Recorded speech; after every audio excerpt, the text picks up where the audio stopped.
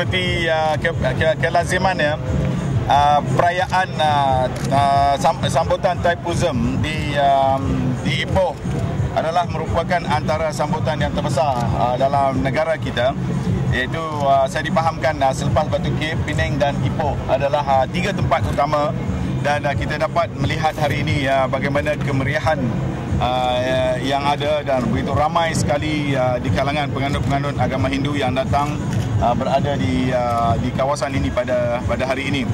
Ianya telah pun bermula semalam. Semalam pun saya lihat keadaan jalan penuh sesak seperti biasa.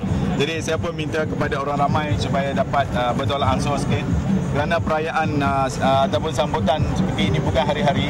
Dia merupakan sambutan setahun sekali. Jadi kehidupan kita dengan cara bertoleransi, tolak ansur, faham memahami di antara satu sama lain, inilah yang menyebabkan negara kita sentiasa berada dalam keadaan aman dan sejahtera. Dan pada hari ini kita dapat menyaksikan masyarakat yang beragama Hindu datang bukan hanya daripada negeri Perak tapi juga daripada negeri-negeri yang lain di seluruh tanah air. Dan di sini dikatakan antara salah satu tempat utama bagi mereka melaksanakan hajat dan juga segala upacara-upacara keagamaan mereka.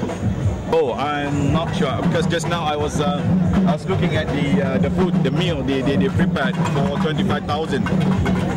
That's for that particular place that I went. Just now you see regulasi and social also they are doing it. You can see the very long queue. It's not here. A number of them. I saw from the other side. I think easily how many 50,000 people or more. The food will be prepared around the area for at least 100,000 people. Oh, yeah, it's going. Yeah, it is about that figure.